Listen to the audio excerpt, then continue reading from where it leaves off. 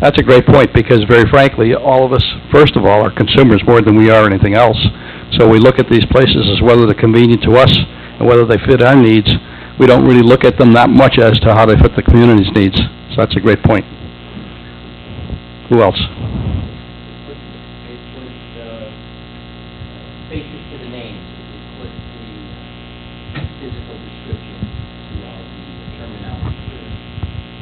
Very true, too, because sometimes when we talk about some of the things, for people who are not familiar with all the terminology, sometimes it's difficult to understand what we're talking about, so being out there and talking about this is what we mean when we say this. And also, I think in some cases, maybe for some people, it also put a name with the facility itself, because there are some people maybe that didn't know that the center even existed in some cases, because it's in a different part of town than the part of town that they normally do business in. Good point. Anybody else?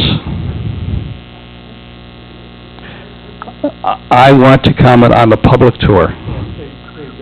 Yep. We did, excuse me, we did receive one very thoughtful comment from Heather McCarthy. She wrote a lengthy email with her reactions. She refers to herself as one of the youngsters, which is kind of cool. And she agrees that the zoning and the coding needs, greater consideration. She's glad to be included. She goes on to talk about the different places that she visited, and she's grateful for the opportunity to participate. So we're going to probably post this comment on the website so everyone can see her full commentary. But I thought it was very thoughtful. Oh, absolutely. She was on the public tour, I believe. Yes, she was. Right. Yeah. For those of you who are on the public tour, because a couple of you came with us, okay, does anybody want to comment on the public tour? Ramona, you were there.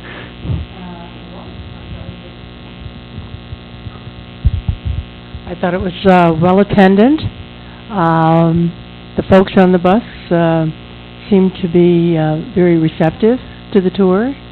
They asked questions, detailed questions.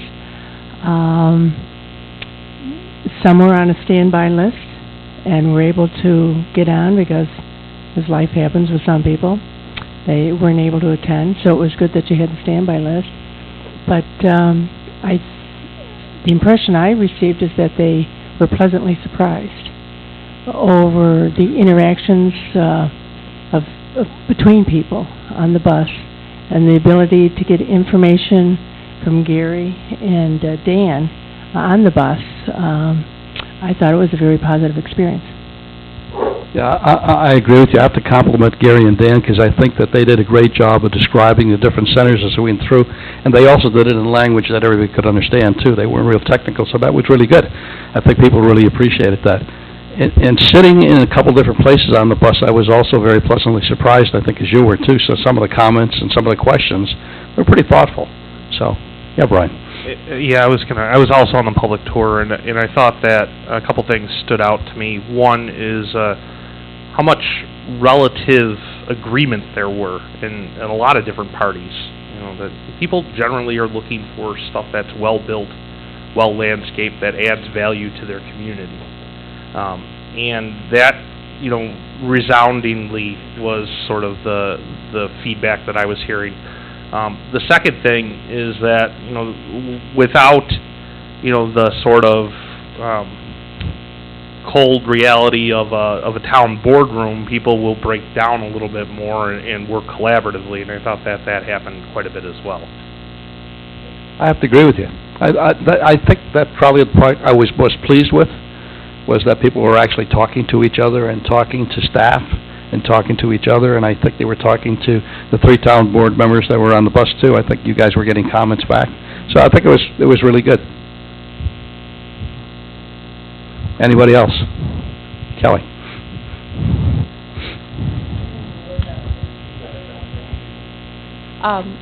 In addition to becoming familiar with the different locations from a land use standpoint, it was very helpful to also look at it, at least from the transportation lens, through GB&RTC, and not only what opportunities arise from these various locations that we're going to be looking at tonight from a land use and zoning perspective, but how from a transportation standpoint, we can enhance what we're doing around the table too. So that was just something that I was thinking about, and that was brought up through the tour from my perspective. Let me ask you a question. Did you get any feedback from anybody about your services? Anybody say anything to you? Did they even know who you were? Maybe that's a better question. Most people probably don't know who we are, and we are purely a planning organization for the two-county area, but work closely with a lot of the transportation operators in the region. But just thinking about, some of the Main Street organizations, some of the four-lane thoroughfares that we visited, Sheridan, Niagara Falls Boulevard, how from a transportation standpoint, first things first, we've got to think about the form-based zoning and what we're here to do, but how can we enhance that even further down the line as we think about transportation to support some of the future land uses that we'll be considering. So I think a great opportunity from the different types of centers that we visited and what type of things we can think about going forward. Good. That's good. That's great to hear. Yes, Jane? Well, the public group, we filled the bus. And as Ramona said, there was a waiting list, and some people, didn't show up for whatever reason, okay? So we were able to take I think everybody on the waiting list to put them on the bus, right? Anybody that wanted to go went with, okay? So we had a pretty good mix of people. Just one more thing, while I'm thinking about it, the presentation to the public was, I think, more detailed than the presentation to the committee that we had in the council chambers. I was wondering if there was any way that the members of the committee could have access to that presentation. I don't know if that's possible, but Let's ask the tall guy standing behind you. We can get that loaded up there. We should be able to do that. Lee, are you Good listening point, to though. me? Lee, are you there? Yes. We got a, Did you hear any of what we said? Most of it. What were you looking to get loaded up? so we'll talk. You got a request for your presentation at the stakeholder tour. So we'll just make sure we grab that from you if we can. Okay, yes. I think we may even have it on our server. So we'll get that loaded up. Another thing I heard from a couple people is that there was a realization, it seemed like almost kind of an aha moment, that if we do nothing, there's a consequence to doing nothing. That's not necessarily going to produce what they would want to see at various locations, which I think is important, because sometimes status quo has an inertia to it that's difficult to overcome. And if that message can get across, I think it'll go a long way toward helping with the project. I think it's an excellent point, but let me ask you a question as the Assistant Planning Director for the town of Amherst. Are we going to be able to satisfy everybody? No. No. I mean, not everybody's never going to be completely satisfied or happy. If we can get to a pretty high percentage, we're going to be doing pretty good. Yeah, I think that's one of the takeaways that I had, too. Listening to some of the people, the comments were not gelling in some instances because there were different thought processes, but what you talked about was very evident, too, the fact that you got to do something. So I think most people understand that they can't get everything what they want, but if it goes basically in the right direction, they'll be happy with it. Right. I guess the right direction is also open for, Sometimes you get what you need. Yeah, right, exactly. Anybody else? Okay. As interesting as those tours were, the real meat of what we're going to do is going to be coming up very shortly, because when we get to the charrette piece, or the design planning meetings, if you want to call them that, that's what's really going to be important. So you have in your packet a schedule of those, and already I'm probably jumping the gun and getting ahead of the agenda, but you really should look at that schedule, and you really should determine whether or not you have an opportunity to spend some time there, because it's going to be very important to be able to be available to the public to get input. And if you listen to what people have to say, it will actually give you a better understanding of where we're going and how we're getting there. So, please try to plan to attend the charrette meetings.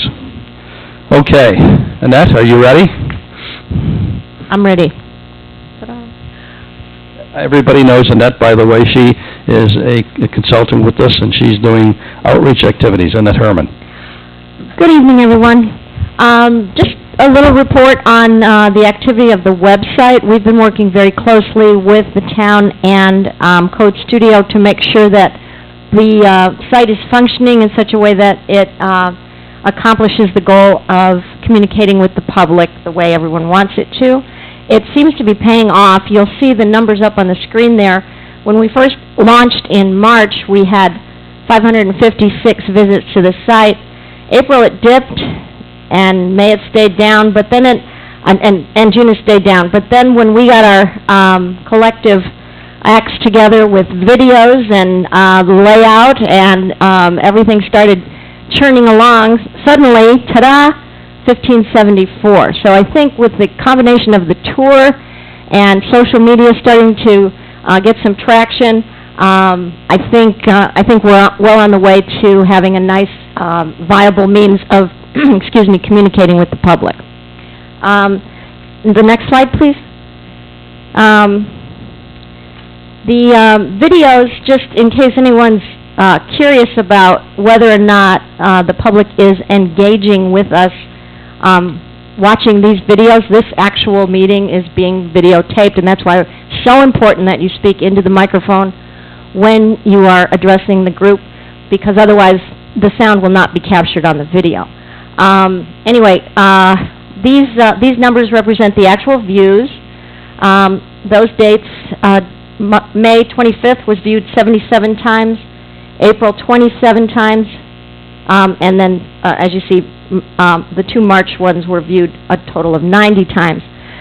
Some of that, I will admit, is us on the town and in my office viewing it, making sure it's working, because we've had some technical issues with regard to the software that the town uses. We're trying to work those issues out. If you're one of the other people that actually watched it, you'll see that sometimes the sound does not catch up to the video exactly, and then it's difficult to watch because it's like a bad spaghetti western where the lip sync is off. Because that's not on our end, and I'm not really trying to pass the buck here, it's just it would cost a lot of money for us to fix that problem, and it really isn't worth the budget of this project for us to fix that problem. We're toying with the idea of turning it into just an audio podcast, so that you just listen to what goes on at this meeting. And that kind of makes sense. People listen to podcasts all the time. And we'll discuss that further. I don't know if anybody has any strong feelings about that in this room. I appreciate the feedback. I welcome all feedback. But that's kind of where we're headed at this point. It's just because it's a problem that's not easily fixable. It's not something I did or can do anything about without spending a lot of time and money on it. And it doesn't seem to be worth it. But it is worth capturing these meetings because obviously people are watching them. And that's the good thing. That's the really, I think, very, very good, exciting news. Because even if it's half of these numbers that are not us, then that's 50 or 75 people that are engaged and aware and concerned. And that is thrilling to me because, let's face it, folks, this is a pretty dry subject. And we're trying to get people jazzed about something they may or may not have ever thought about before. So I'm thrilled about those numbers. Okay, and they're only going to grow as we get closer to the charrette, I'm sure. Social media. Next slide. Not surprising, 58% women, 41% men. The hometown breakdown is a little surprising to me. People may list their hometowns as Buffalo, however, as a way to show their out-of-town relatives, etc., where they live. So it could be a little deceiving. So, at any rate, there you are. You have 3 Lancaster fans. All right.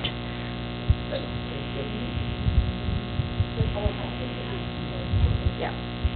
Real quick, the next big news, we've worked with the town and designed these posters. I don't know if you can see from where you are. I don't have a slide of them, but they say, imagine Amherst in the future. What did you preserve? Can you predict our lifestyle and patterns of behavior? And what does progress look like? That's part of the poster stays the same. This bottom portion will topically change out a few times, 3 or 4 times, with different questions that we want people to interact with. This particular one says, question, how can Amherst neighborhood centers fit better within their surrounding community? And then it's got an illustration of a few different landmark locations. So it's an invitation to get involved with social media, visit the website, and attend the charrette. We intend to print these and put them up, especially in the centers that are determined in tonight's meeting, so that people that frequent those centers get used to the idea that, oh, this is a hot spot. This is a topic of discussion. People are paying attention to this area. Okay? Any questions? Thank you very much. Lee, if you can hear me, you're up. We're talking to Charette. I hear you just fine. So I wanted to describe for you guys a little bit about the progress of the charrette. This is a draft of the charrette schedule. The dates are correct. The places are not yet determined, so that will take us a bit to get those and to be able to finalize this. But you can begin to ask all of your friends and neighbors to get engaged in this charrette process. So as Dal mentioned, this is really this is the critical sausage-making point in the project. And so I want to describe what some of these bits and pieces are that you're seeing on this week-long schedule, and make sure you know which are the most important and which can go on without you. So number 1 on the list, if you could come to only one thing, it would be Saturday morning's hands-on workshop. So September 24th, in some space somewhere in Amherst, we'll be holding a hands-on workshop. And we'll actually be talking about the series of centers that you guys will be selecting tonight. So that is one of the key input opportunities for the general public. And in this case, I'm asking you to take off your working committee hat and put on your I'm a resident or a business owner or whatever else in Amherst and show up on Saturday morning. The next most important thing, if you could only come to 2 things, in addition to Saturday morning, I would ask you to come to the closing presentation on Wednesday night and see what all the ideas have been that have been talked about and express your interest in, agreement with, disagreement with, during the course of that presentation. That's a great chance to see everything that's gone on during the week in compressed form. Beyond that, then, if you have a little more time, I would ask you to come on Monday night to the drop-in open house. Everything that happens on Saturday morning begins to get filtered Saturday afternoon and Sunday in the design studio.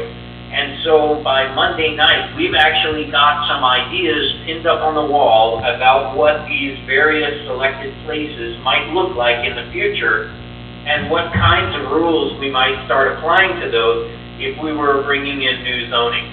And so that drop-in open house is a good time to present your own feedback.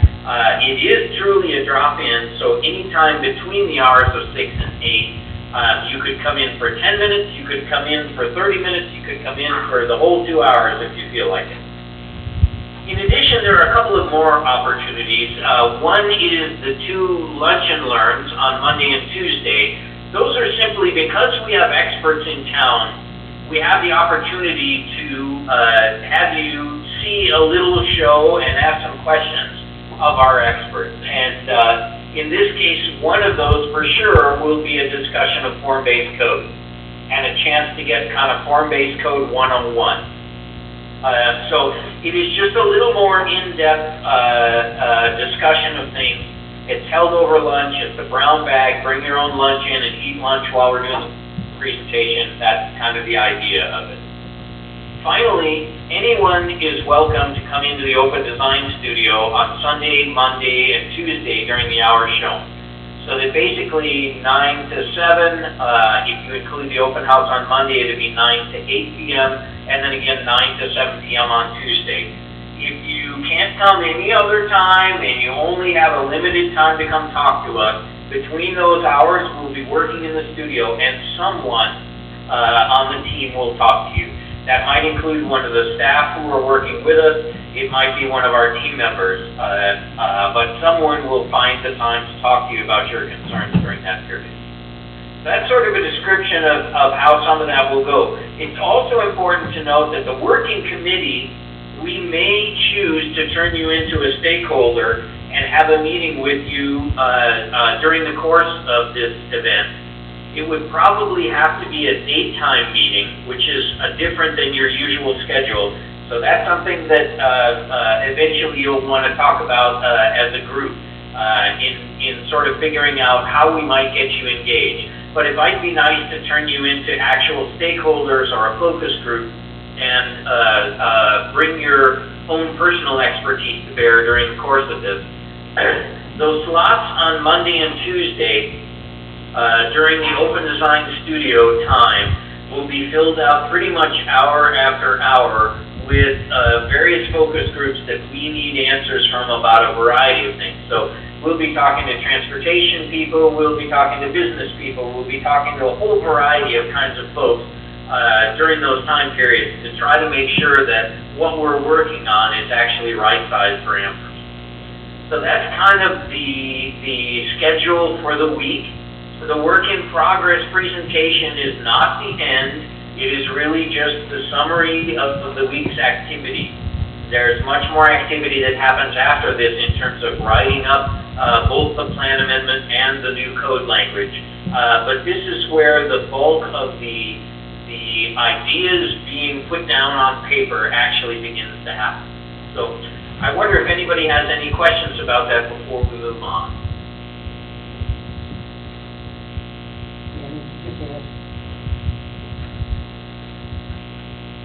Saturday is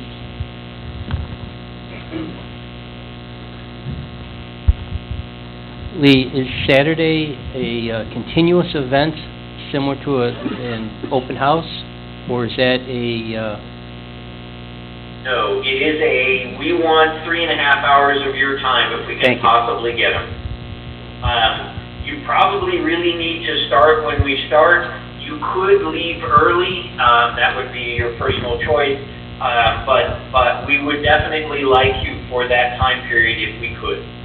So that is a full-time event, as is Wednesday night's work in progress.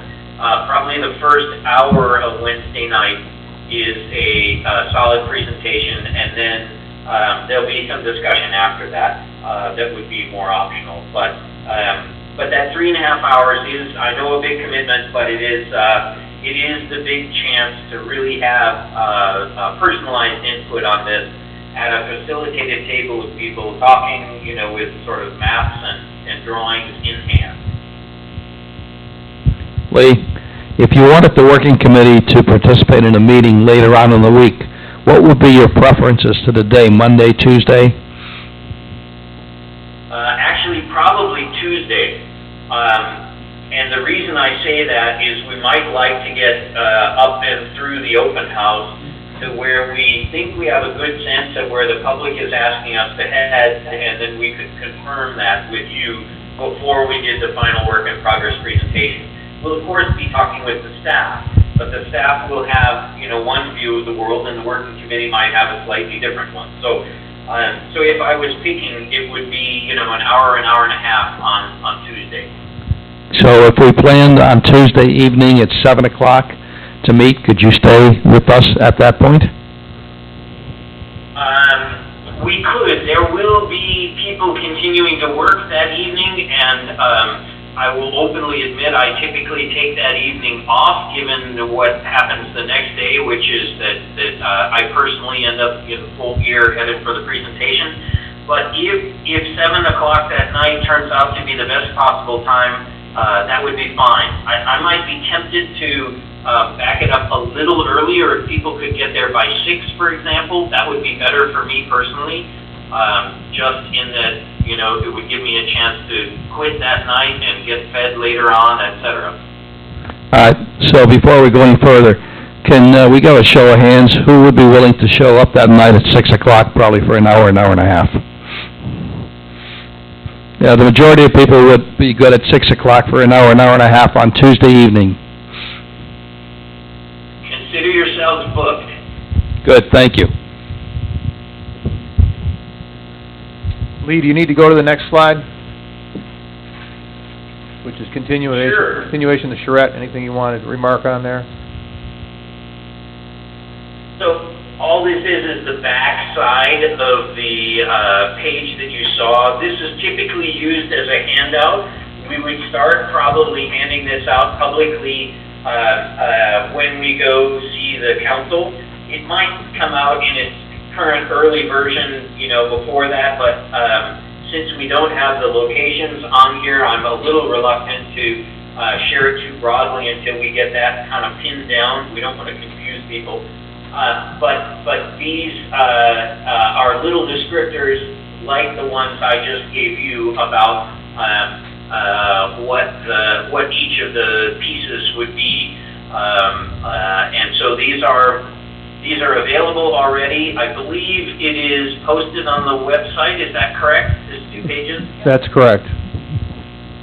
So it is available currently, and you could get it in its current form, but we'll formally be handing out the more complete version later on, including, you know, potentially door knocking the businesses in our selected areas, et cetera, to try to get them engaged as well. Okay, do we want to proceed then and start our discussion of the commercial centers? And we're gonna go to the next slide, and it looks blank at this end, but this is when you're on, Mr. Einsweiler.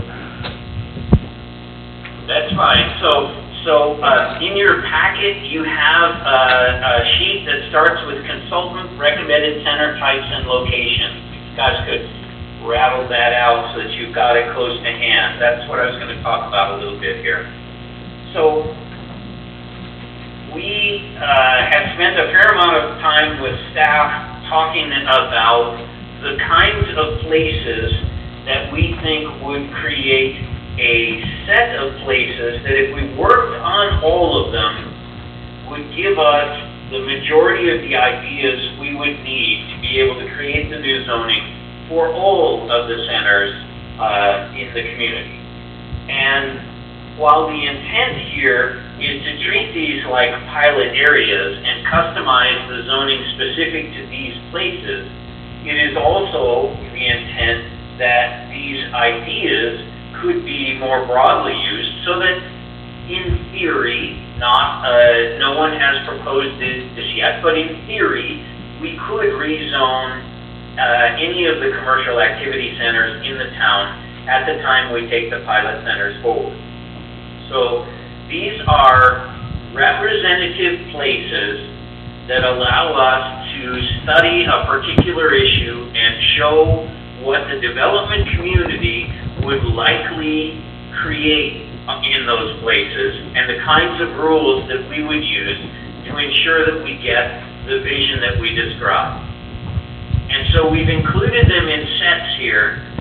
If you would just stay on this same slide for a minute, we'll come back to the slides in a moment. Let me just kind of walk through this page. But the sets are we'd like to select one area with deep and large parcels, and there's a set shown there, a list. One with shallow parcels, because they're a completely different challenge. We'd like to select a piece along the edge of Williamsville. We'd like to select a traditional node, and we'd like to select a suburban node.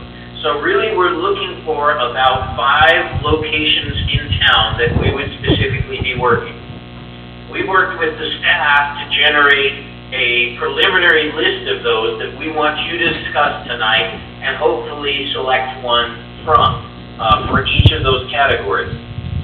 And if you flip to the second page of this same piece on the consultant recommended centers, you'll find the criteria that we hope you will keep in the back of your minds while you're selecting these centers. So one of the most key criteria is we want this new zoning to work, to actually be used by applicants, buildings to be built.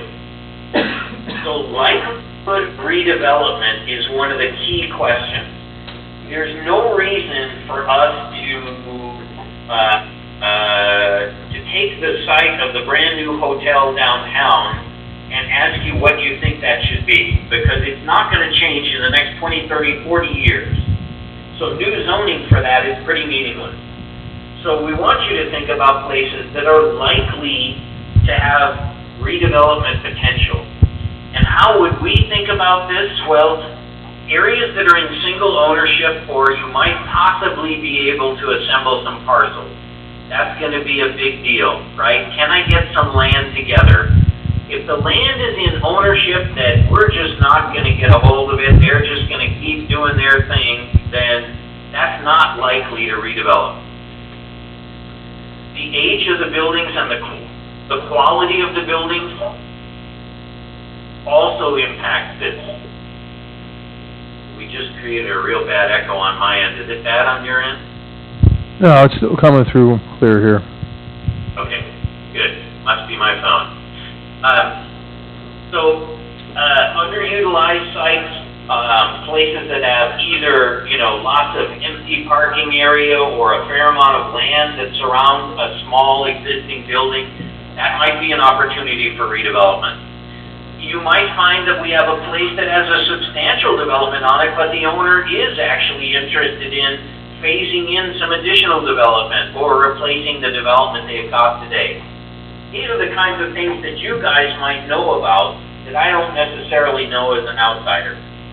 So that's kind of the first idea, is the likelihood that this place will actually generate some new buildings and some new activity.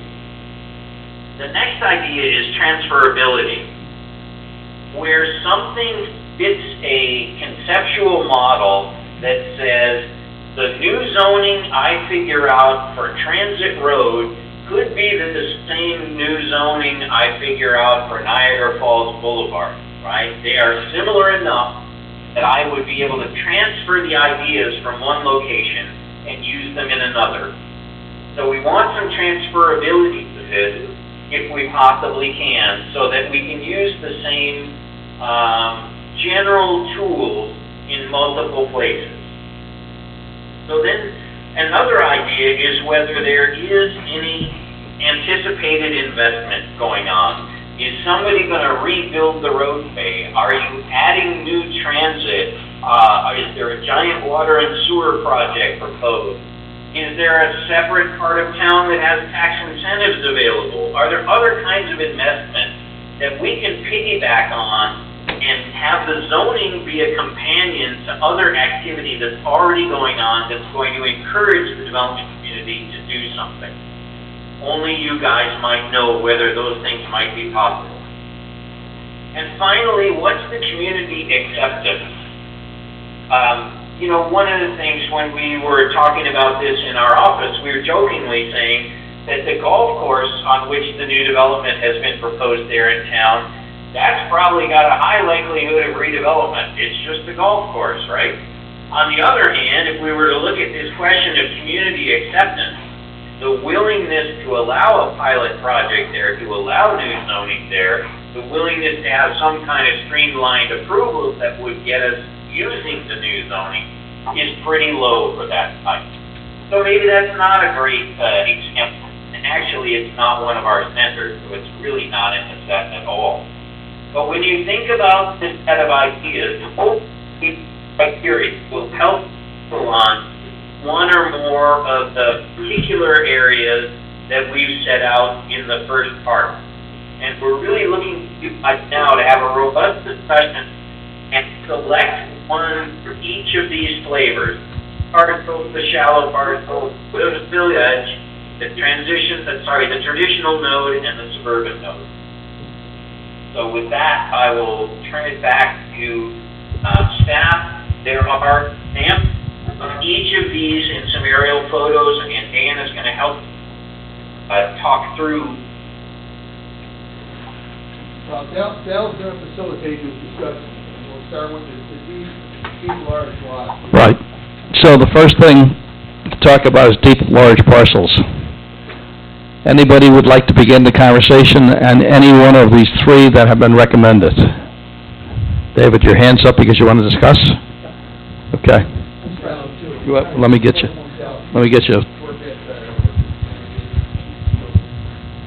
So my first reaction from looking at these was they weren't the obvious. When I thought of three areas for deep parcels, those weren't the ones that obviously came to mind. So I had a couple of questions. So it was explained as to why, for example, the country club isn't here, but why not the gun club? Is that the same reason? Is it concern about community acceptance, even though the zoning of that property is different than the zoning for the deep parcel? No, we're talking about deep parcels.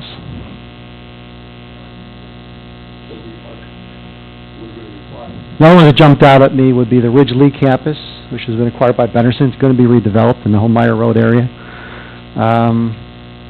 There are a couple of big ones there that I think are ripe for redevelopment, especially the Ridge Lee campus. There aren't any really neighbors there, a significant number of neighbors I would think to immediately complain. It's in an area that's currently going through a lot of change, so I just was curious as to why that might not be on the list. It was hard for me to kind of get excited about the Home Depot site because that property's kind of isolated across from, the Walmart across from the Home Depot. I don't necessarily see that. It seemed more isolated than the other parcels. Transit Road from Maple to Sheridan Drive seems kind of like, is that really going to change that much? We're really only talking about one side of the street, the other side's Clarence. And then the intersection of Sheridan Drive and Niagara Falls Boulevard, I'm assuming that's referring to Northtown Plaza. My concern would be that plan is going to be filed with the town long before we have a chance to kind of produce something that would be helpful to that redevelopment. Maybe I'm unsure of the timing.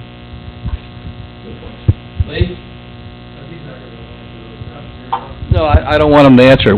Lee, I'm curious as to something. If we decided we didn't want to go with either three of these and we wanted to make our own recommendation, are you open to that? Absolutely, yes. As long as you guys can kind of agree on it and staff is not adamantly against it, I'm fine with it. Okay. Okay. One moving part here is the Boulevard Mall. Well, that was not mentioned when David was speaking. He didn't bring that up in particular, but it is a moving part, obviously. But at this point, probably beyond where we're going at this, it's such a large parcel and so many things could happen with it, and it's up for sale at this point too. So God knows what's going to happen with that one. In the group, discussion on David's points. I guess just of the three, I'd prefer to see the North Towns Plaza as an example. I think it's the obvious thing. It's coming. Change is happening there. But to Dave's point, not dealing in any way, shape, or form with the gun club is just kind of ignoring the question that the town's largely ignored since everything went up in smoke last time. Something's going to have to happen there eventually. What is it? What does the town want? And I think this is probably the time where we should, as a town, ask that question. But if you go to the gun club site, then under this project, then we're starting off with the premise that it must be commercial. Or am I wrong that the focus of this project is looking at commercial activity centers? I guess to that point, there's nothing to say that at the end of the day, the residents of the town can't say, hey, we want any of these commercial centers to turn over to residential. What bars any of that? Future zoning, right? So who's to say that any of these are going to be locked as a commercial center? You're looking at a large open tract of property that borders a main arterial that's sitting vacant. And I don't know. I mean, again, we can, as a town, just ignore the fact that that question's going to be out there for a long time, and we can wait for the next zoning project where we deal with residential and commercial to come along, and then we can deal with it.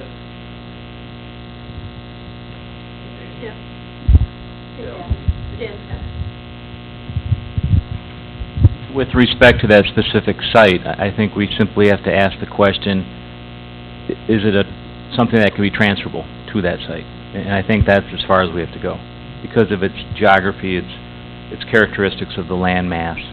So I don't think we have to really say this is a site we choose, but, you know, we look to the question of whether or not it's something that could be transferable. I think, Dan, I sort of agree with you from the standpoint of it's a greenfield, in essence, where all the rest that we're looking at are occupied sites with different activities going on within the site, and I think it's probably more important to get an active site to renovate or upgrade versus working on a greenfield site.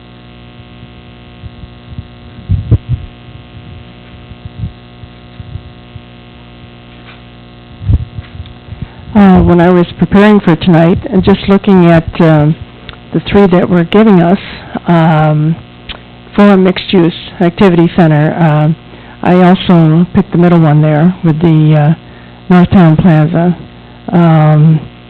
because of the amount of time that I think that was spent on both bus tours, sitting there on the bus and discussing what that area could possibly look like.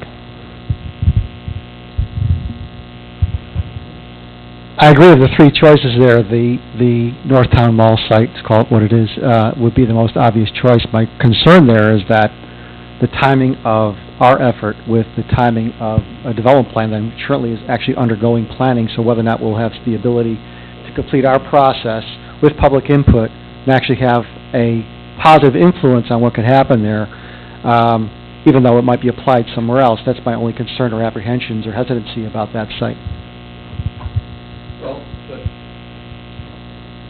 My question on Northtown, before we go too much further, is this, that Northtown, the way the description that I'm reading here is, I'm just talking about Northtown Plaza, I'm talking about the whole corner there, so it encompasses a lot more than just the Northtown Plaza. The Old Century Mall will be included in that, go all the ways up to the corner, so if that has any bearing, I'm just pointing that out. Who had their hand up? I was actually thinking that we're kind of focused on Northtown Plaza, which is certainly a significant component, and we did spend a fair amount of time there on our tour as well. But if this seems to be the area that there's a little consensus around, can the boundary situation address some of that, or when we dig down further? Yeah, I think, and Lee, correct me if I'm wrong, and Dan, correct me if I'm wrong, but I think when it was on this list, it really was meant to be that whole parcel all the ways down to the corner. So it would go Egrid Road, the Niagara Falls Boulevard, up Sheridan Drive, encompassing the current Northtown Plaza and the Old Century Mall too. Correct? Right, and Dan is shaking his head affirmatively, so that should be considered. By the way, too, though, in the meantime, I also have to point out that Brian makes a very valid point. Somewhere along the line, whether it's in this committee or not, we're going to have to look at the gun club, too, and make a determination there is what's going on. Ramona, I guess that's going to be part of what your charge is going to be going forward. All right, so any further discussion, or should we start taking some tallies on this? Yep.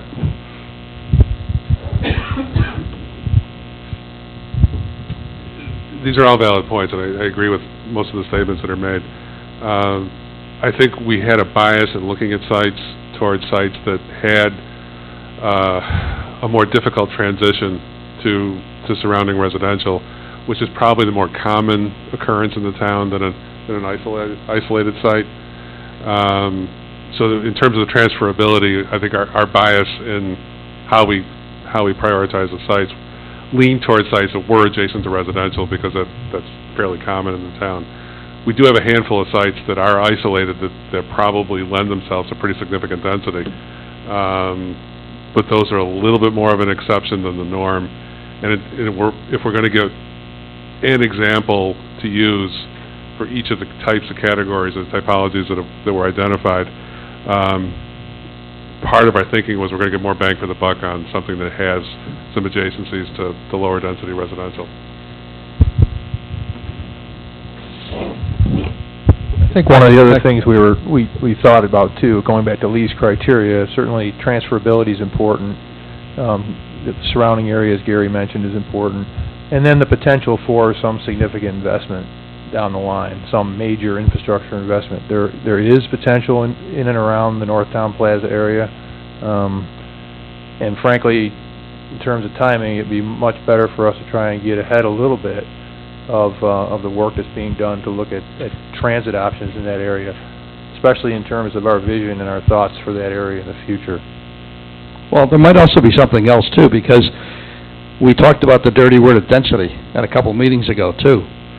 If this developer that's doing Northtown, Brian, you're laughing at me, because you agree with me, it's a dirty word, right? If we have an opportunity to be able to influence this developer and maybe do something as far as density or mixed use in that area, it might be something worthwhile to consider too. I'm just throwing that out for discussion.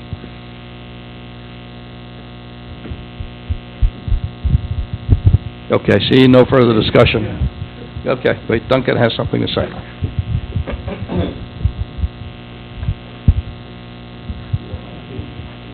I just think that the reverse of that could also come into effect, that the developer trying that or someone new looking at the Boulevard Mall may have some suggestions of things that would help them in their development that may or may not be things that we would endorse, but it would at least give us some thinking of what they're looking at.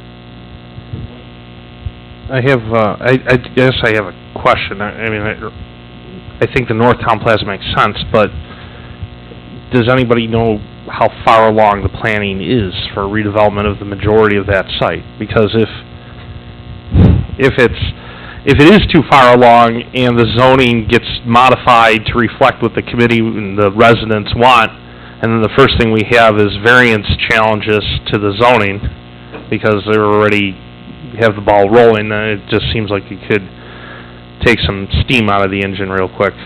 That's what David said. You know, Concerned about starting an effort and then having it kind of be interrupted by the submission of a plan, and then, you know, the effort expended towards that site kind of doesn't get manifested or fulfilled.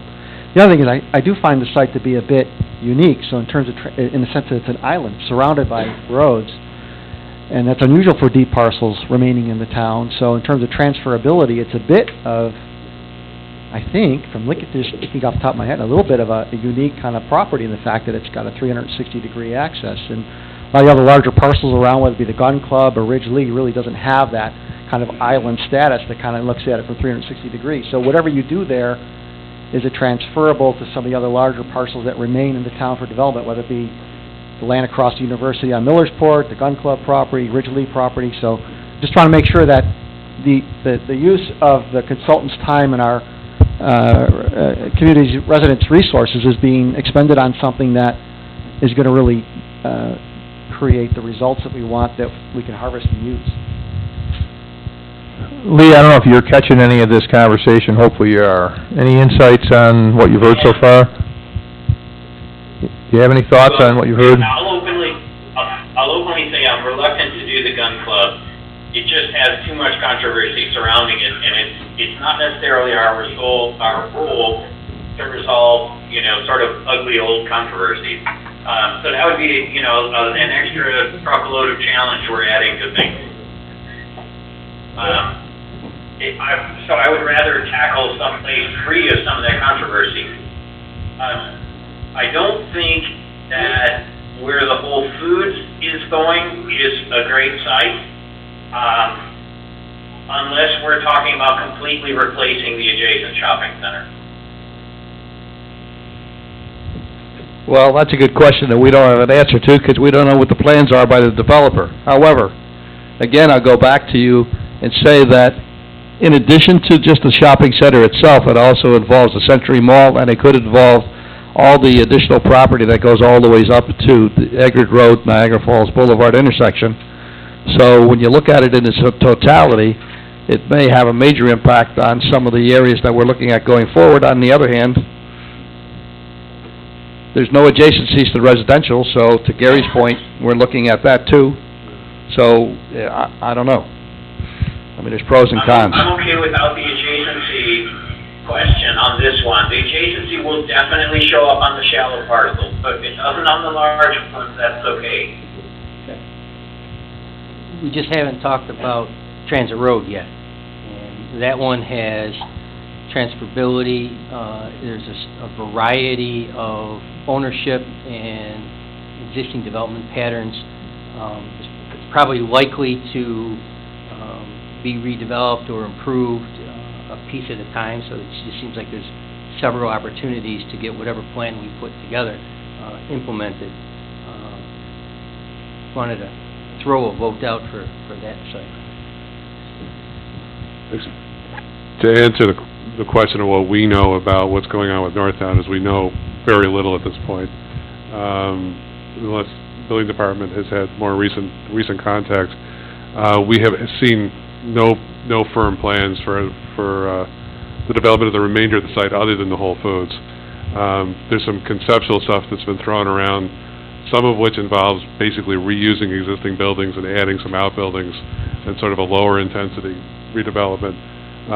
We've seen a version that pretty much starts with a clean sheet of paper and develops an entirely new center. The most recent conversations we had with the developer, which go back probably about, at least that I had with the developer, which go back about 6 months, there was no indication then that there was anything firm or anything imminent that was about to be submitted. So I agree with David. There's a bit of a risk to it from that standpoint. That risk has to be factored into the discussion. I agree wholeheartedly with Lee's assessment of the gun club. I think the past baggage with the development of that site might overwhelm whatever we're trying to do and become a lightning rod that makes, pretty much obliterates whatever we're trying to accomplish with this process. Okay. Yes, fellas?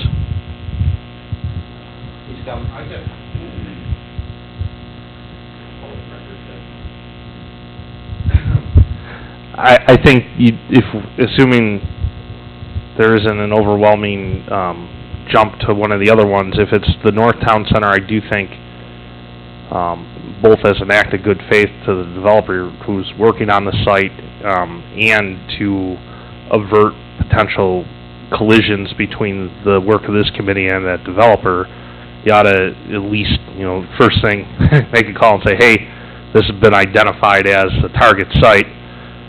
Potentially that developer would want to come in and be part of the conversation. So, otherwise, I think. I guess I have a question related to that, as it relates to the likelihood of redevelopment. How important is that particular issue to our decisions on which of these parcels in various categories that we choose? Because the big issue there is owner interest in redevelopment, and unless someone from the town has already approached at least a handful of owners within the various boundaries, we're not going to know what the likelihood of their interest in redeveloping is. I mean, I don't want to waste anyone's time. Good point. But then it also begs another question. It begs a question that if, in fact, the developer of that parcel does something phenomenally good there, all the adjacencies to that parcel, would they be encouraged to do something too? And if they did, this new zoning code could come into play with all of that too. It's a possibility. So, both sides of the coin. Yeah, I think if it's a transferable idea, there is nothing wrong with not knowing whether the underlying property owner is going to do something with it or not. I guess by the redevelopability, I didn't want to be given the new hotel at the interchange west of Williamsville. I didn't want to be, don't give me something that actually there's no hope for redevelopment. Now, yeah, I guess I'm thinking that some of you know whether people have been talking about rezoning their property, talking about doing something different. You certainly know whether these properties are underutilized now. Do they have empty parking lots every time you drive by? There's nobody there, there's nothing going on. It's more that kind of potential, and more of an understanding. When I'm looking at an aerial photo, I don't really know what the quality of the building is, any of those things. And you guys have a sense of that. I wouldn't be so worried about whether the owner is in the game or not, as long as the place we're looking at has transferability, that I can say, yeah, we designed this for you, but it also occurs in 6 other places in town.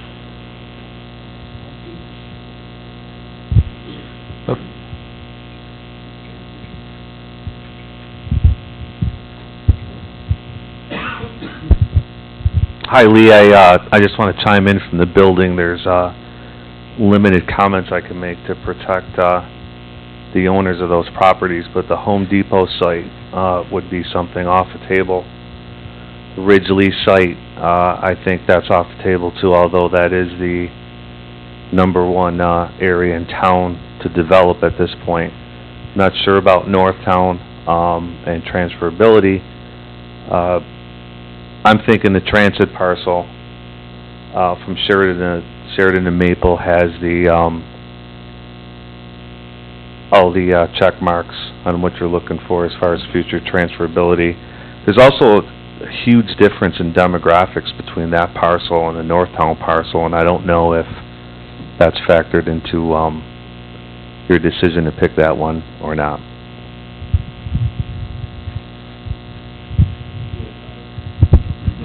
And then we're going to have to press on.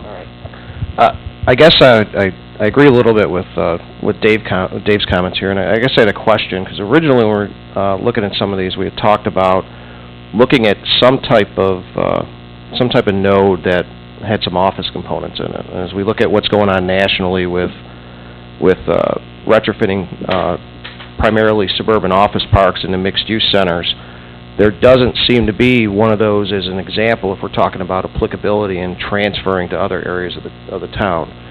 So I understand Ridgely, I guess, is off the table or not, but that was kind of the one that seemed to make a little bit of sense. Here's kind of an older office product that, again, doesn't have the issues with too much residential around it, and really could serve as a model for picking that up and taking it over to, Worley, Lawrence Bell, Audubon, and really be able to use that as an example for redevelopment of those.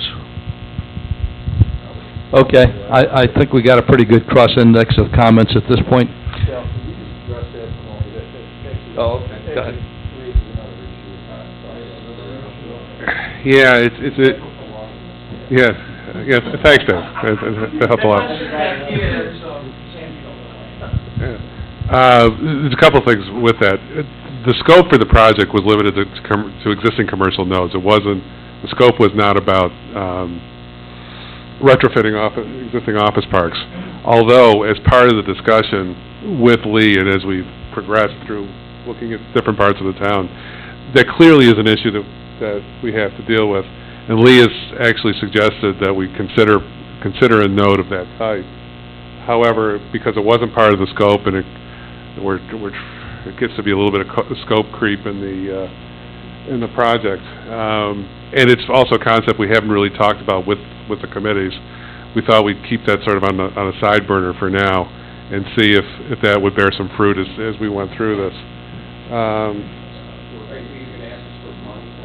Well, and there's a separate study going on right now that's going to get off the ground. Some of you actually are going to be participating in it next week as a stakeholder, where we've hired an economic consultant to take a look at the office environment in the town, where it's going, and how suburban office parks fit into the town's future, or if they fit in, and how they have to be adapted. Some of that information is probably going to help educate the kinds of issues that Dave brought up. So it's a nice, long, muddled answer to the. So Lee, you're not off the hook for that one. We just haven't gotten around to it yet. All right, let's go back again. Let's get a show of hands for Transit Road from Maple to Sheridan. 1, 2, 3, 4. Okay. For essentially the North Town Plaza. 1, 2, 3, 4, 5, 6, 7, 8, 9, 10. Okay. And Niagara Falls Boulevard, Home Depot. 0. Okay, Lee. So we're deciding on the intersection of Sheridan Drive and Niagara Falls Boulevard for the deep, large parcel. Okay, to the group. That's great, thank you. You're welcome. To the group, and the next sections that we go through, I'm going to limit it to 10 minutes on each, discussion on each, so that we can get out of here by about 10 o'clock tonight. Is that okay? All right. Tongue in cheek. All right, shallow parcels. Transit Road south of Main Street. Sheridan Drive from Millersport Highway to Bailey Avenue.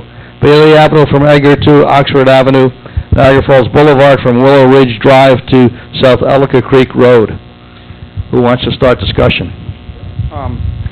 In terms of just development, where this project could help, the boulevard from Willow Ridge to South Ellicott Creek, speaking from numerous community meetings that I'm in over there, there's a definite safety concern for those parcels, because there's only enough room for one car to get into these very busy little mom and pop shops. You can't even go one car in one direction, one car in the other, and I feel like development over there would help us out in that part of town tremendously. Good. David? The question on the boulevard option or alternative here, because obviously there's the joint effort being undertaken by the town, in the town of Tonawanda and town of Amherst for the Niagara Falls Boulevard corridor. So would there be redundancy or overlap if that were to be used for consideration for this exercise, as well as what's going on with the other corridor? I don't know. Are you aware of that, Lee? There's conversation... What piece would be what would overlap? Well, there's conversation between the town of Tonawanda and the town of Amherst, because we share ownership of Niagara Falls Boulevard, for lack of a better way to phrase it. And there's, you are aware of that. Do you think that plays into, does that play at all into Niagara Falls? Yeah, same thing with Transit Road. I think in both these cases, we work just on your side, but I'm confident that we would start conversations with Tonawanda, for example. If we think we have an idea for the east side, we would certainly be encouraging them to adopt similar zoning for the west side. Okay, so it does come into it. Gary?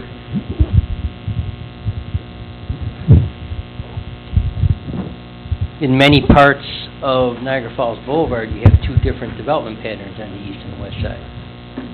Maybe up here, where we're talking about shallow parcels, it's similar in Tonawanda, but as you go farther south, it's different. It's shallow the whole length of the way in Tonawanda. But I think what Lee may not understand is there's already conversations with Tonawanda and Amherst. I don't think he understands it. Lee, you are aware that Amherst and Tonawanda are already looking at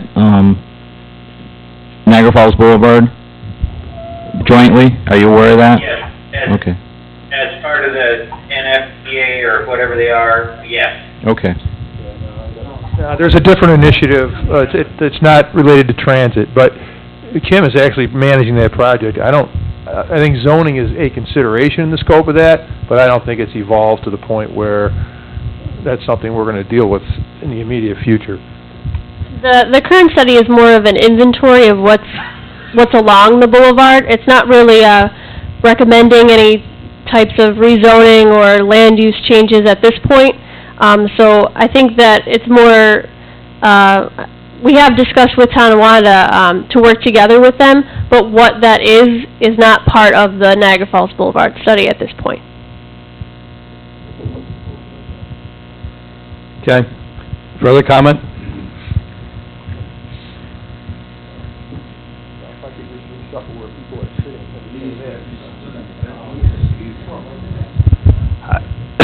So I guess for me, both the conversation about transit earlier and then the conversation about Niagara Falls Boulevard now, you're dealing with edge conditions where half the street is controlled by the town, half the street is controlled by another municipality. Sheridan Drive knifes right through the heart of the primary density of the town, and I guess that would be the area I'd say if you're going to look at something that's transferable and something that's going to be sort of immediately be able to impact both sides, that would be the one.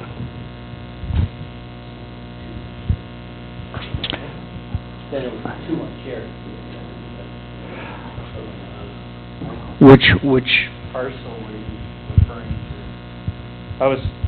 I was talking, 32 Sheridan from Millersport to Bailey.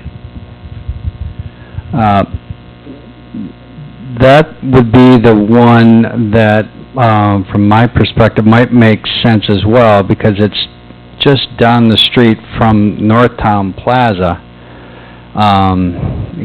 That's also on Sheridan Drive, and, that continuity, obviously, I guess there might be a small gap, in between, but, providing some continuity in the zoning change for a large stretch like that might open up the possibility of receiving some grant money for incentives, or in particular infrastructure improvements. That's one big issue as it relates to successful mixed-use zoning and walkable environments is traffic calming and creating pedestrian-friendly areas. And right now, Sheridan Drive is not very pedestrian-friendly. So I would love to see some money invested in traffic calming measures along that whole strip of Sheridan Drive. That would also help promote redevelopment and reinvestment in that area. Good points. Okay, further discussion? Ramona?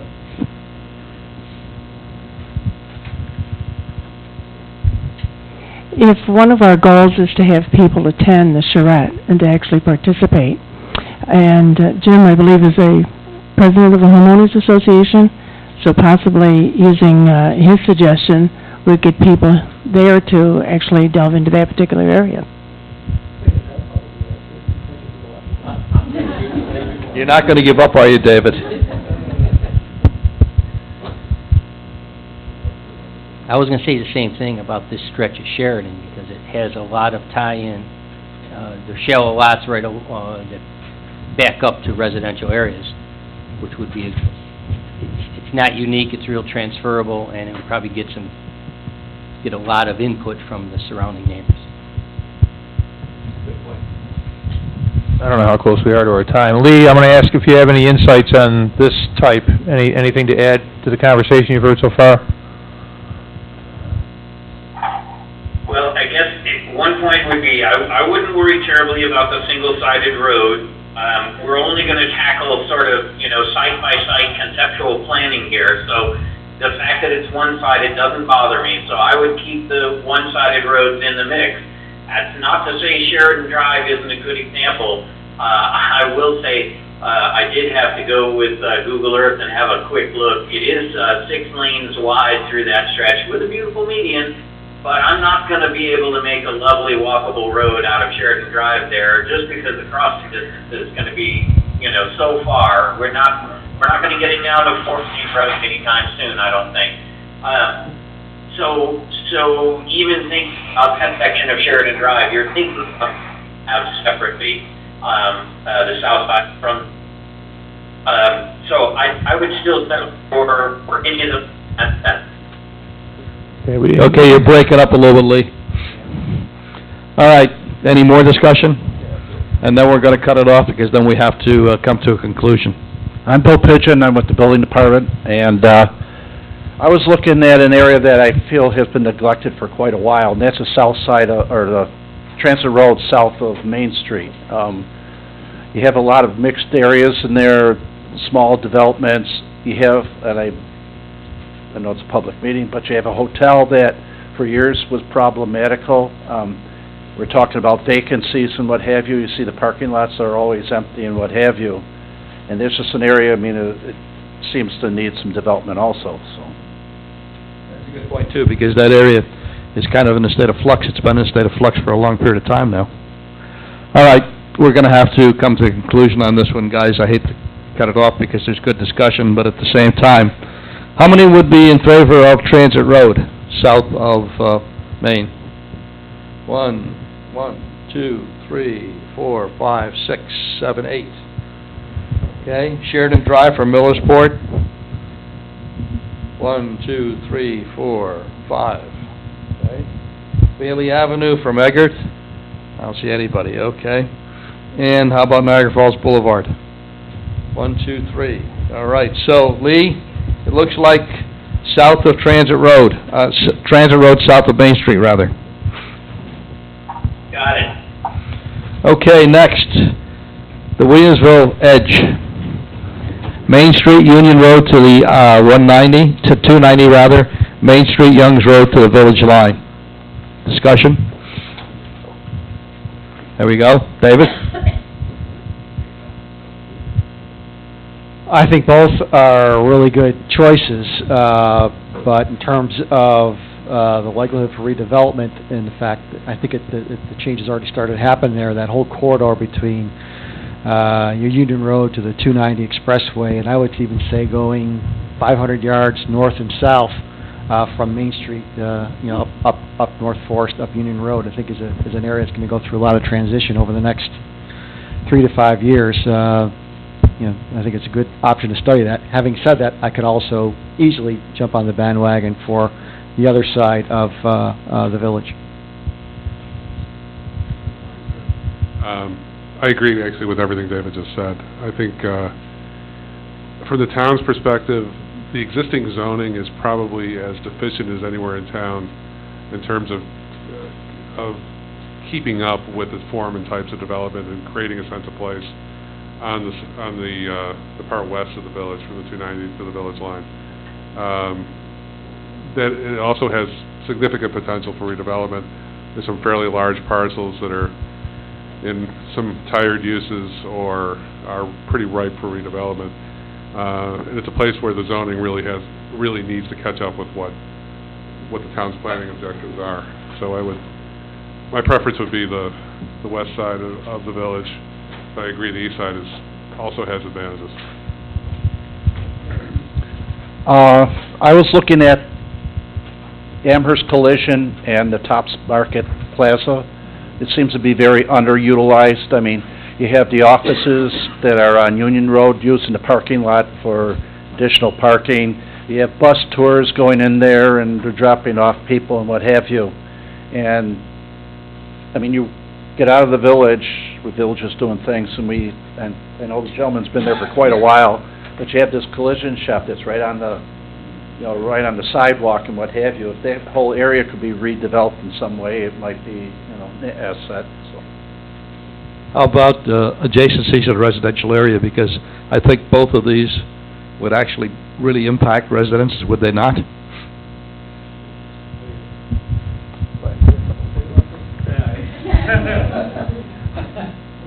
I have an essay prepared. The concerns, we face concerns on both sides of the village, at the village boundary, so I'm purely wearing my village hat at this point. The amount of individual zone parcels on each the east and the west side is staggering, and it makes it very hard to get any continuity. People come in looking at the village for redevelopment, and we have to point to our perimeter. You look at it, and then they start to laugh if they look at the zoning. I'm not trying to make fun of a point here, but east of the village, from the village to Youngs Road, that little, cross-section that we looked at, the outline piece, there are 10 separate zones in that site. There's, if you count up, each parcel split, every parcel's got a different zone. I think some of the parcels have 2 zones running across them.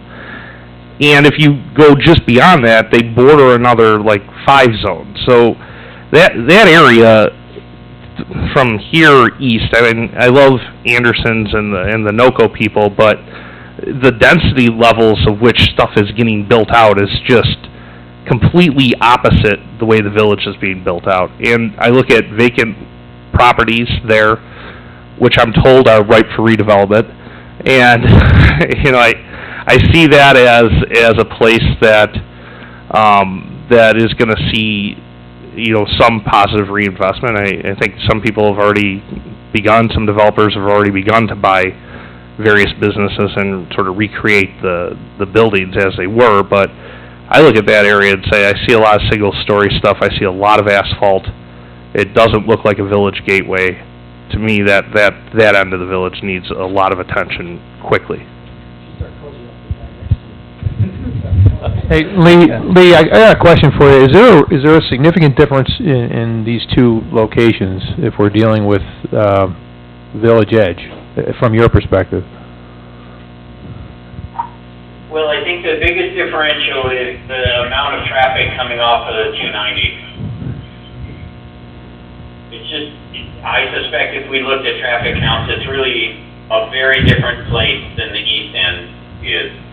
That doesn't mean we shouldn't tackle it. It's just, it's different. If the market were to work in only, one place in town, that's probably the one place the market is really interested in right now. Well, I'll just add to the mix that the village does have a standing approval now from the Thruway Authority to utilize parcel for an on-ramp, off-ramp at Young's Road. We can't do it ourselves. It's outside the boundary of the village. So the county has subscribed and said that they will work with us on that project. Ultimately, if you saw Young's Road interchange, the traffic pattern would change in a heartbeat. So I think it's something that we have to look at. If we could specifically prepare information for this end of the village, it would help us greatly try to propagate grant funding or access to some funds to actually see that on-ramp come to fruition. Well, although it's a consideration at this point, to be honest with you guys, I don't know how the traffic pattern really enters into the conversation, because we're really not talking about traffic at this point. We're really talking about the redevelopment of areas and the adjacencies to the residential areas. So, good point, but at the same time, all right, I think we should be ready to come to some kind of conclusion on this, if you guys are ready. Main Street, Union Road to 290. How many in favor of that? 1, 2, 3, 4, 5, 6, 7. Wow, almost half the room. Okay, Main Street, Young's Road to the village line. 1, 2, 3, 4, 5, 6, 7, 8, 9. Okay, Lee, Young's Road to the village line. Okay.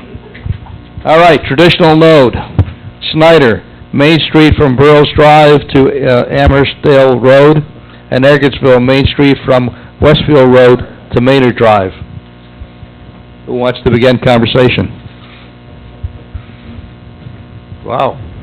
Nobody wants to take this one on. This is supposed to be really difficult. Go ahead. Why not, David? You're good at starting conversations. I really struggle with this one because from the Eggertsville site, from my perspective, it's really a single site. It's the building currently occupied by KeyBank. It's still occupied by KeyBank. It's certainly underutilized, but it's a single site. I'm not sure what else is happening in that intersection other than that particular site, so I feel like we're going to be planning a site with Benchmark not at the table to hear the conversation. Main Street from Burroughs to Amherstdale, I mean, maybe there's a little bit more variety there, I guess, although it's not necessarily a little section of town that's going to change dramatically, but I really struggled with either one of these, and I was trying to find an alternative to suggest, and I have to admit that I have to punt because I couldn't find one. So I'm looking for somebody else here to enlighten me as to which one should be the best. Again, in hoping to get people to come to the charrette, I also would agree with the Eggertsville one, from Main Street from Westfield to Maynard. Just to get people to participate, and also when I think of Eggertsville, one of the first words that pop into my mind is the ability to redevelop. Me? Okay. Yeah, I think out of the two of these, Eggertsville is probably the best because you never know what's going to happen with those institutional uses. I mean, we saw what happened with the Catalysian Center, so there's some opportunity there to take a look at it. But to kind of punt this and look at another one, I almost think Harlem, Kensington, Cleveland could be a potential node. that has Harlem, Kensington, Cleveland, yeah. The roundabouts, there's an existing parcel there next to the bank that's been vacant forever. But just a thought. Maybe there's a bit of personal bias here, having worked for a long time at Damon College, but I mentioned on the bus tour, is this working? Okay. That I believe the college is really an underappreciated resource in the town, and some planning that would have better integration of the college into the surrounding community, I think would be a real asset to the town. So that's just one factor. I don't feel that strongly about one versus the other of these two, but that's maybe something in favor of that one. Something to consider. Yeah, absolutely. Okay, who else?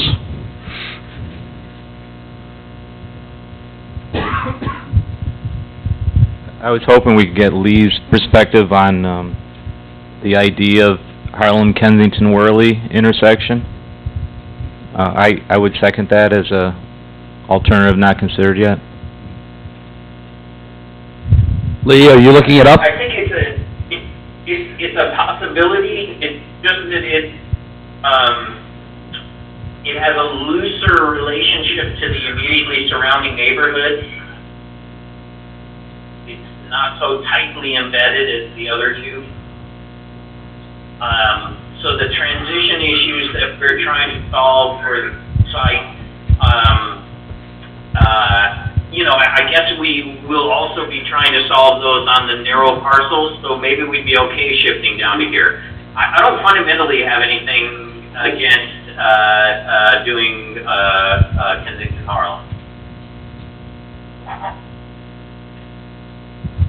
Does the fact that we have a couple of roundabouts there that change the pedestrian experience a little bit, is that an issue in terms of transferability or anything, Lee?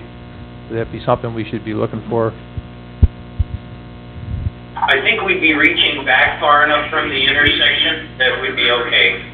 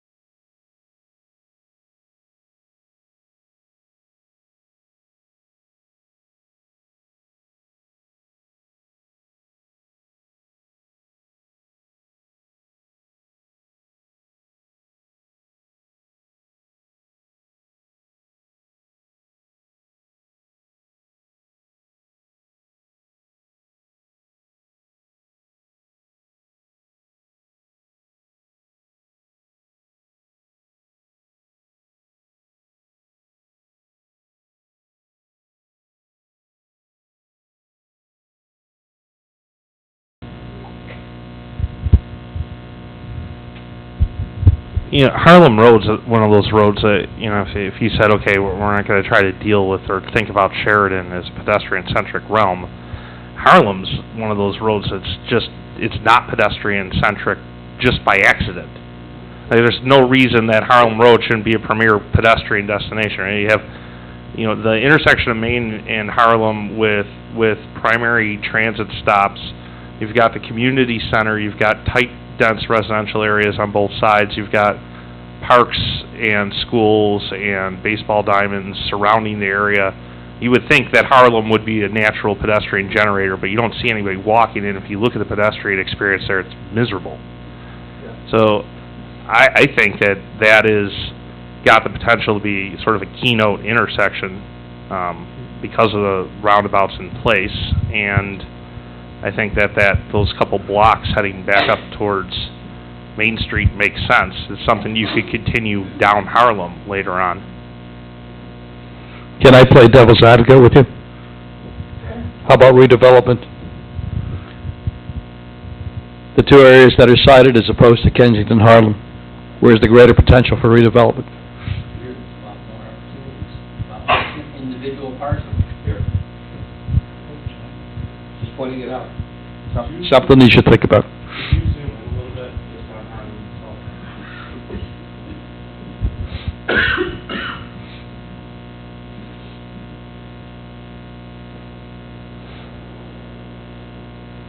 As even from the air, the way that the building's set on those sites is what creates the lack of pedestrian access. So if you scroll north, you know, again, look at the setbacks, look at the amount of asphalt, look at the amount of driveways, you know, lack of street trees, all of that lack of curb cut. You know, this is an area that if you fixed it, you've already got the market sitting there primed, and I'm sure that Cheektowaga would be willing to talk about the rest of the corridor heading south.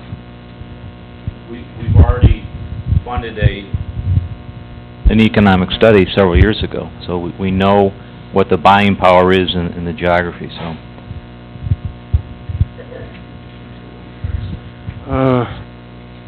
To muddy things up even further, there was a planning effort that was completed in Harlem, Kensington, Cleveland about 7-8 years ago, where we developed an overlay. We spoke about this a little bit on the tours. The overlay actually does most of the things that Brian describes. It pulls the buildings up to the street. It's very pedestrian oriented. It hits all the kind of key concepts. It's also in place at Main and Eggert. It is not in place at Main and Harlem. However, Main and Eggert, the overlay as it's drafted is not particularly suitable. It has a lot of baggage, a lot of problems with dealing with the larger parcels, the larger institutional parcels that may redevelop. The overlay is really not well suited to those situations, and as we found out when Sacred Heart developed the gymnasium behind their main school building. Just in terms of where we're going to get bang for the buck, I think whatever we do in another location like Main and Eggert, Main and Harlem, is relatively easily transferable to Harlem, Kensington, and it's already protected and already has probably a desirable zoning in place. So, just to throw that out there. Okay, time to take a vote. We have three options at this point. The two originally stated and the one that was suggested. In favor of Snyder, Main Street from Burroughs Drive to Amherstdale Road. 1. Okay. Aggiesville, Main Street from Westville Road to Maynard Drive. 1, 2, 3, 4, 5, 6. In Kensington, Harlem. 1, 2, 3, 4, 5, 6, 7, 8. Okay. Lee, you got a new one, Kensington and Harlem. Got it. Okay, last one, Suburban Node. Hopkins Road, Klein Road, Clearfield Plaza, and Hopkins Road and Dodge Road. Anybody want to start? Ellen?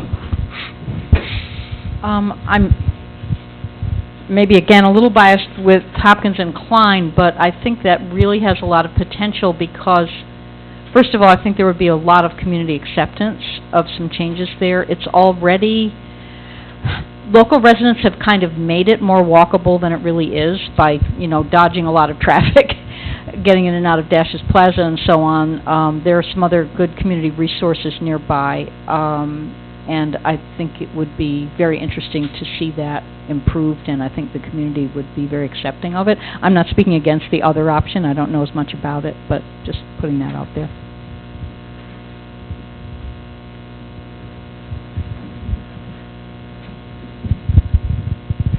Just living in the northeast part of town, I asked several people about Hopkins Road, Dodge Road, and everybody seems to be happy the way it is. So then I would go with the Hopkins Road, Klein Road.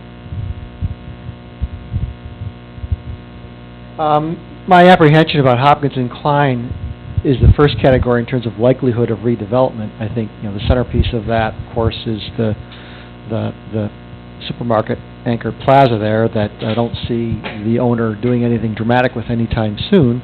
Doesn't mean it couldn't be a model for something, but I wasn't sure that it necessarily ranks highly in terms of likelihood of development. I was trying to think of another alternative. I don't know if this is a good one or not, but the only other thought I had was Millersport and North French, not far from Cross Point, and there are parcels there that are underutilized, such as the used car sales and kind of a residential lot diagonally across from that. Figure at some point in time, given the development that's taken place there commercially and residentially, that could be a good study site for a suburban parcel, for a suburban node. I would agree with Ramona, except saying it for Clearfield Plaza. I think both of those work, and the biggest issues there are making them more pedestrian friendly, but that's not necessarily the mix of uses on those two sites. It's about getting there. Similar to what Dave is saying, I was wondering if a third choice might be Gettsville Plaza, which seems to have more turnover, a little bit bigger area, still transferable to other sites, backs up to some residential areas, hits all the criteria. On Millersport Highway.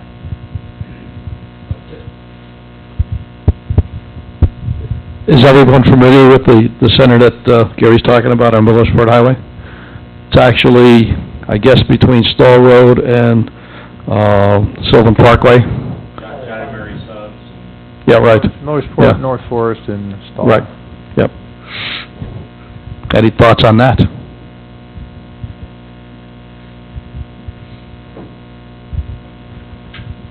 I'm not sure this would be considered a suburban node, but another pretty tired plaza is Maple Ridge Plaza, next to Sweet Home Middle, right on the intersection of Sweet Home and Maple, where the AMC Theater is.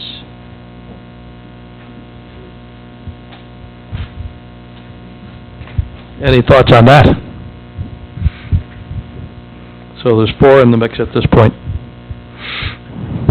Any thoughts on anything? Guys are getting tired? I know I am. Dan's doing all the work walking back and forth, but I'm still getting... Lee, do you have any insights on any of those? Would you like to share? Tell me again where the Millersport... Millersport Road between Stoll Road and Sylvan Parkway or North Forest. North Forest is a better one. North Forest and Stoll Road. On Millersport. 2 seconds, let me take a quick look. A lot of residences behind it, adjacent to all sides of it, as a matter of fact, not just behind it, all over. And it's kind of an old plaza. It's been around for a while. So from the air, that looks like it has lots of opportunity to redevelop. I think that most of us would be inclined to agree with you on that there's a lot of opportunity over there. I feel like there... And then the other is Sweet Home and Maple? Yes. 2 seconds. I'm jumping around in Google Earth.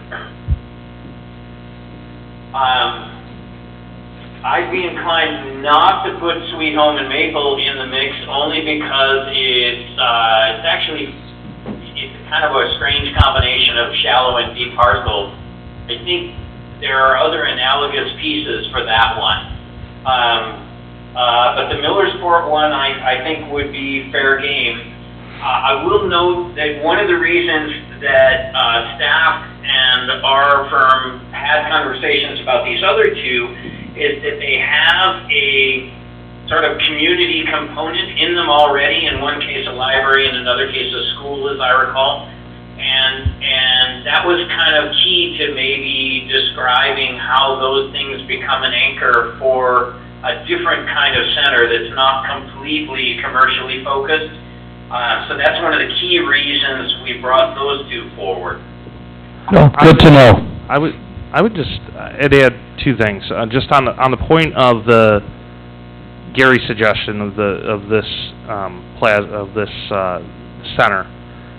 If you talk to people, and Ramona alluded to this, that use the Hopkins Klein Plaza or users of anybody who lives around Williamsville North or Casey Middle, they'll tell you that they love those places as they are. I mean, they're places that have an overwhelming visit rate right now. It's one of those, hey, they're not broke, let's go try to fix it scenarios. This thing's just sort of, nobody thinks about it, except for some business users who come over for lunch. It's sort of a forgotten center, if you will. Yeah, the Gettsville Center. But the Maple, the Maple and Sweet Home point, not as a center here, does bring up something interesting, which is we're talking about transferability. We don't have anything near the university district. We're not talking about, there's an area where you would think density, student housing, big mixed-use facilities. It would be a lot different than anything in the Northtown Center or anything else you're going to see on Sheridan. That's a place where you have the deep setbacks. You could see more six-story development. You could see some of that growth, and people probably wouldn't be agitated about it because you're running up to a university that can support it. I think we're missing something if we don't have a university district center in mind. It's what happened with the Bevilacqua property, where he needed 11 variances on that site. We're not catering to what that crowd can deliver. Lee, is that important? So I'm a little bit reluctant. There's a couple of things. First off, we did talk a lot about stuff for the university, including the replacement of the NCD area and pieces to the west and north there. My principal concern is the university has done such a poor job of walkability, et cetera, on their campus that it's hard for people to imagine that showing up in a note anywhere around there.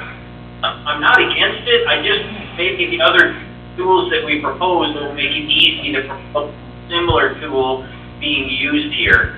I don't think it's a very tough nut to crack because it does not have single-family neighborhoods next to most of them. It also gets us away from suburban node, though. So we're looking at suburban node as being a category that we want to address. And if we look at Sweet Home and we look at Sweet Home and Maple, it takes us away from that suburban feel. Maple and North Forest. Suburban, I'm thinking Not a lot of density. I'm thinking of something that's more consistent with what Lee had indicated, wanting something that has some community elements adjacent or nearby. You've got the golf course, you've got the tennis courts, you've got the walking path, you've got some density in the northeast with apartments, and then you've got that dead plaza that used to be an Acme supermarket many years ago at the northwest corner. For those of us old enough to remember Acme. Yeah, just sort of rein this back a little bit. I think one of the reasons we're coming up with a lot of possibilities here is this is a pretty common type of development in the town. I agree that Maple Ridge has, for what it is and what it could be, is probably something that is worth looking at. The problem is, in terms of nailing the typologies that are going to be most practical to us going forward, I think we need to get a more typical suburban type shopping center in the mix, because it's going to be pretty commonly applied across the town. If we use this slot for something that doesn't fill the bill, it's going to have some problems in developing the code for the entire town. So to that point, besides the two that were originally suggested, it really would be Getzville Plaza and even Maple and North Forest would fit more of the characteristics that we're looking for. Right. Again, I have to agree with Gary. I think that probably the deep parcel would have been more applicable to the Sheridan Sweet Home. If we were looking at that again, that would be a little different, but... Yeah, right. Well, I don't think we want to go there again. I guess, for this typology, I would say Getzville still.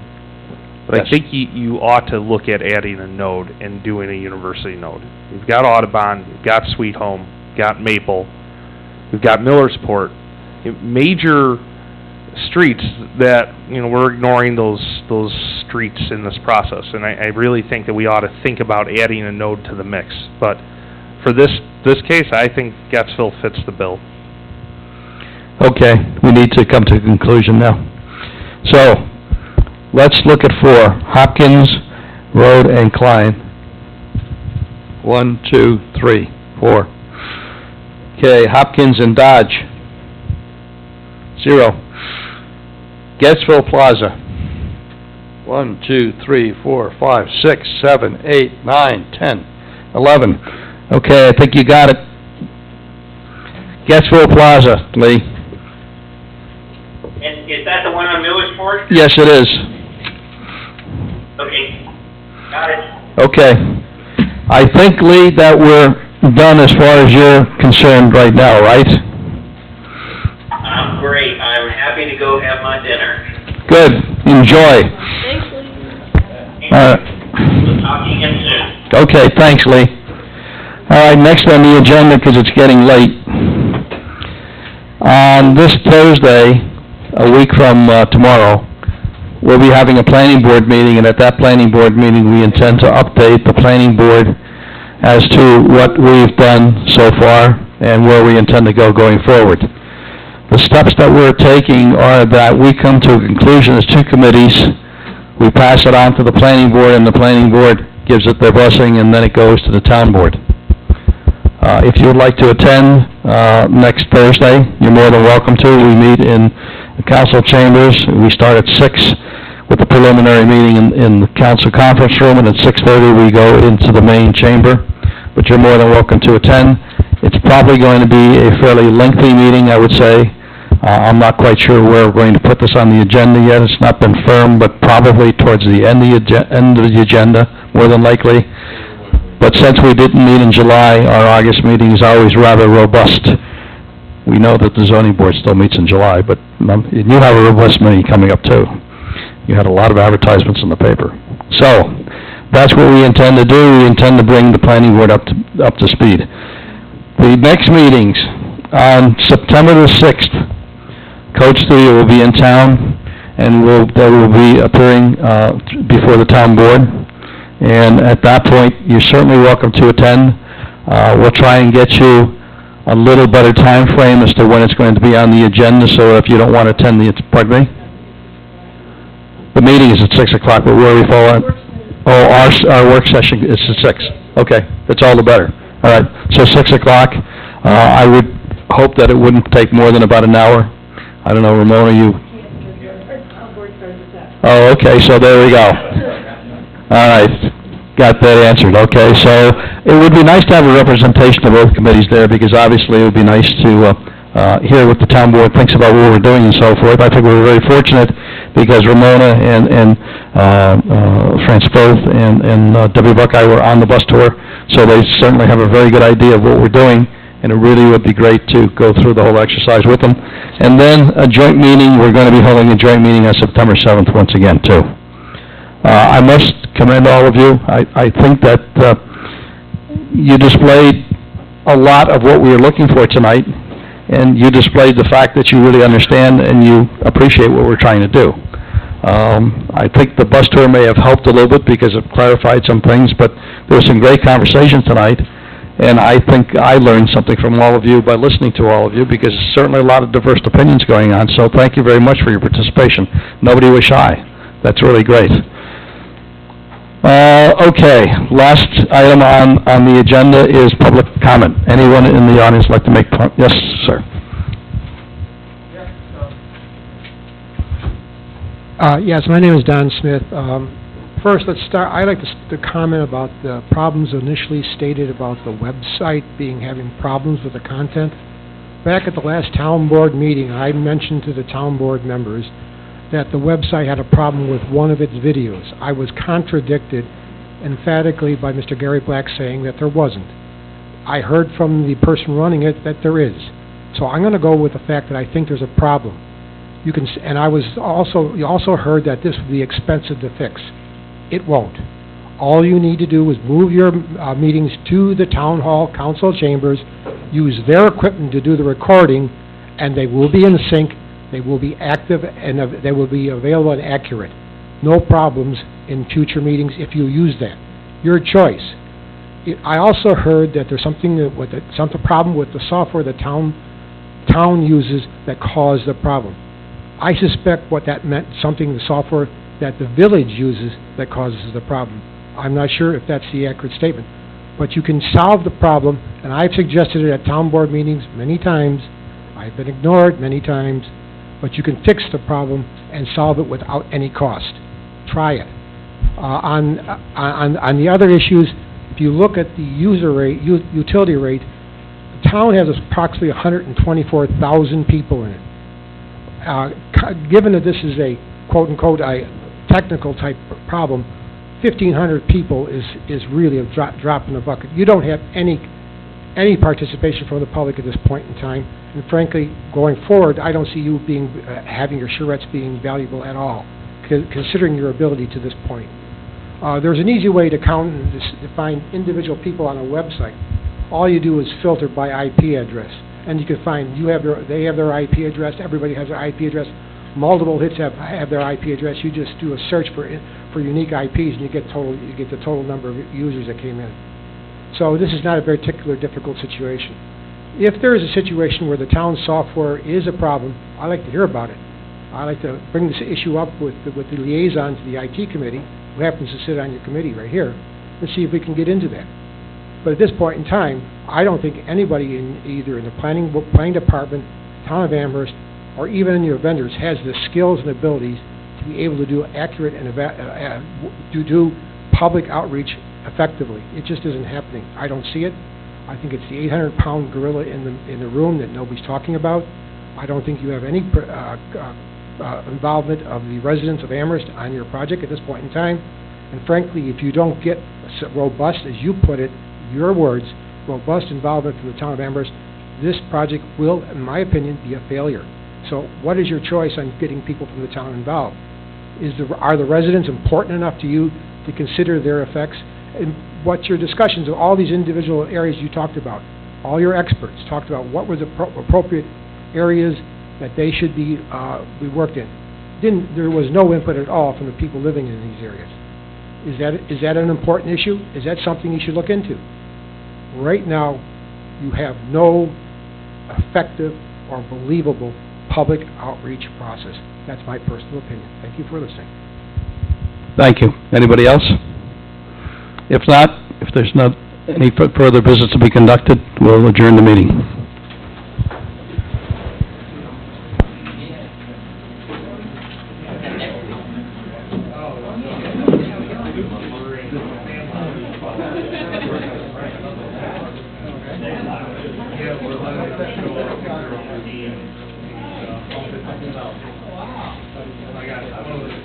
We're